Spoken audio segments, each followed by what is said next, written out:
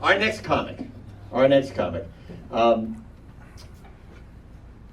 His last name means beautiful mountain in German.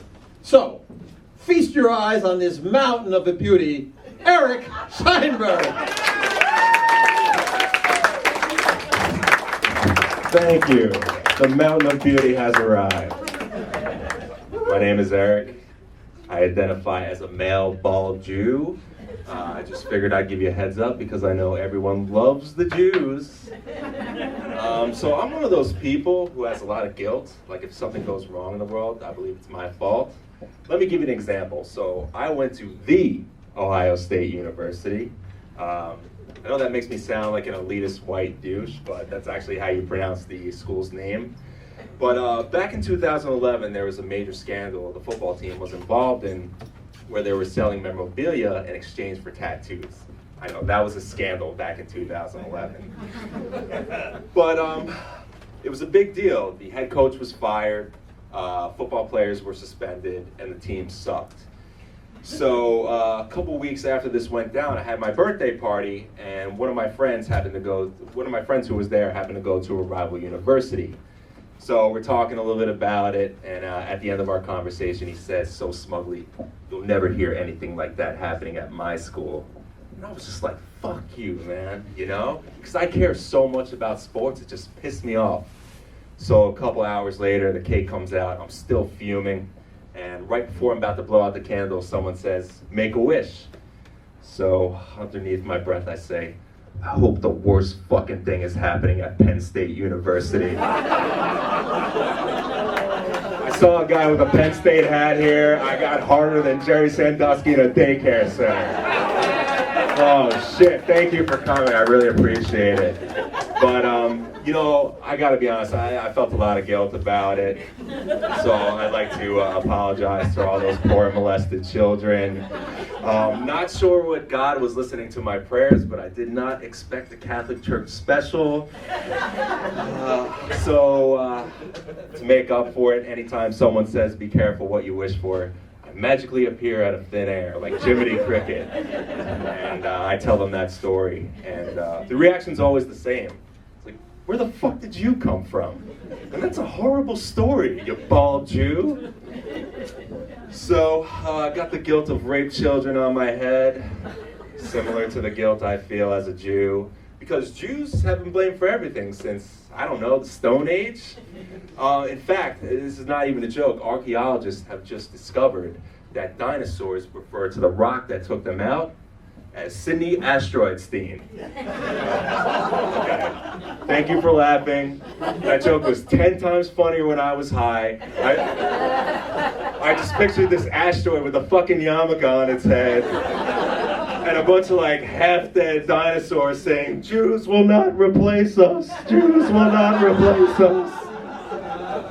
But for real, Jews are blamed for everything. Just do a quick search online. You'll find out Jews are responsible for the economy.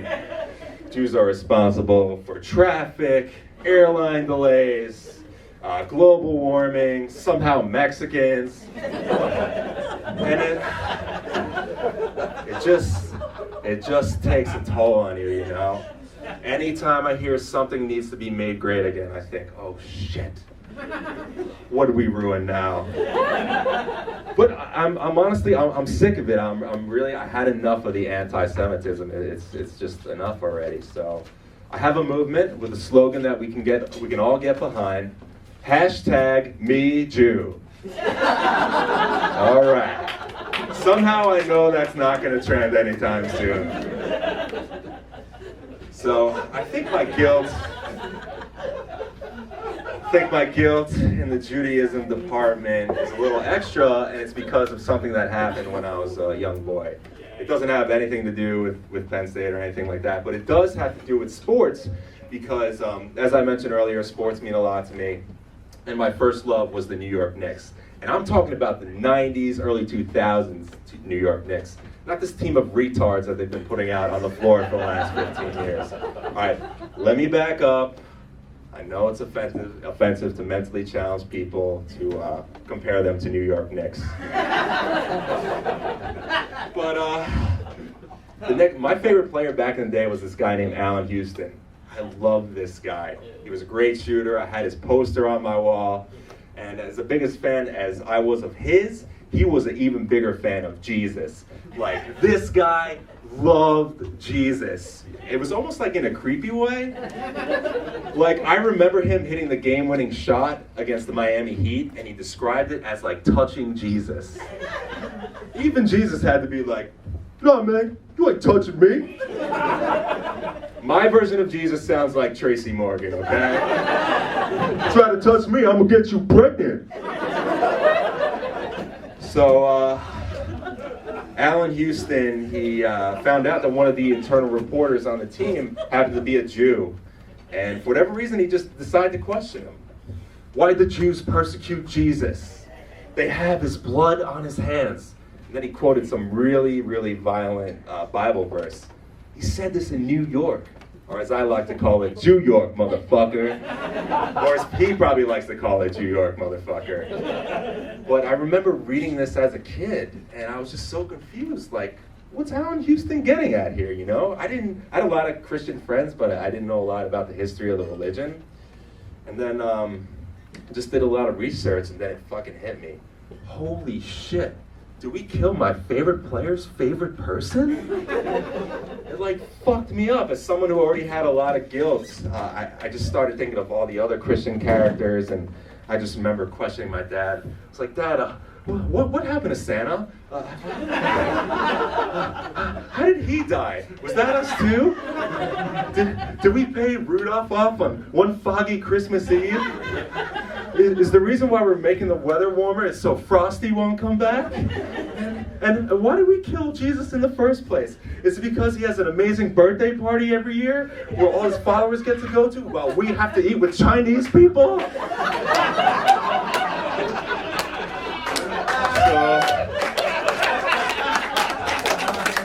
So my dad sat me down and explained to me when it came to the death of Jesus, the Jews were proven not guilty, which made a lot of sense because they probably had an incredible lawyer.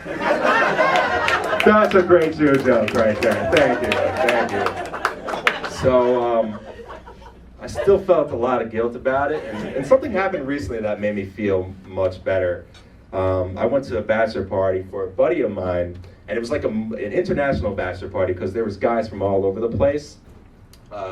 Guys from sleepaway camp, his college, high school, when he studied abroad in Brazil and Peru and Rome, and everyone there was a Jew. 12 Jewish guys, the start of every woman's sexual fantasy. Well, actually, there was one guy who wasn't a Jew, and he was a guy who, the bachelor, he stayed with his family while he was while he was studying abroad in Italy.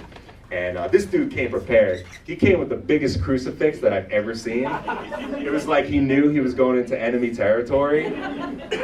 And I also think he was using it for self-defense too, because anytime I would get too close to him, he'd put it up in my face and do one of these things over here.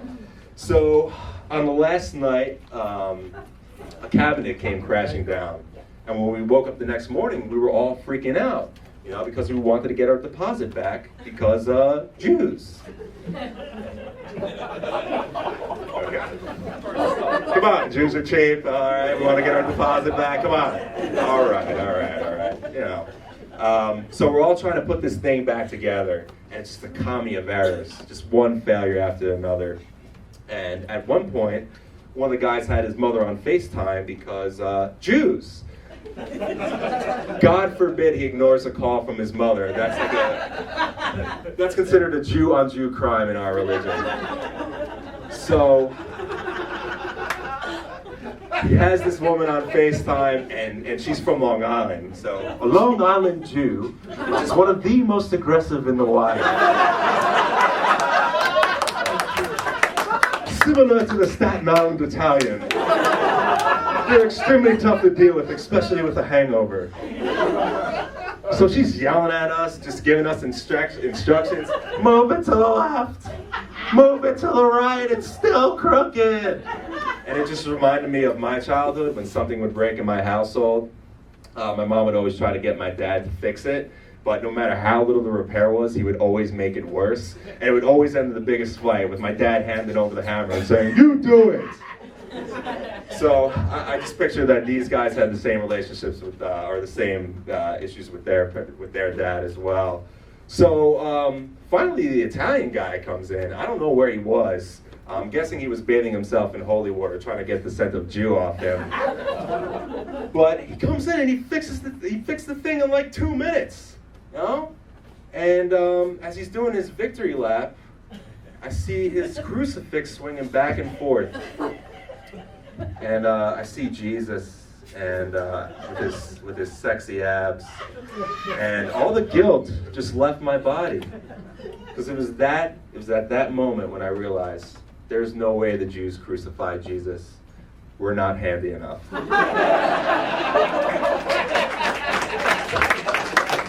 12 Jews from all over the world, not one of them could put up a cabinet. How the fuck do you expect us to nail in the Messiah? That's why we're so cheap. In case something breaks in our household, we're fucked. And there's no repair shops called Rosenstein's and Sons. When I saw Jesus on the cross and I saw just how even and symmetrical he was, I just knew that's not work of the Jews. If the Jews would have killed Jesus, the crucifix would have looked completely different, okay? One arm would be over here, the other arm would be behind his back, his legs would be over his head, there would be duct tape everywhere, and someone would be screaming in the background, "He's still crooked!" Thank you very much. That was Schyne time.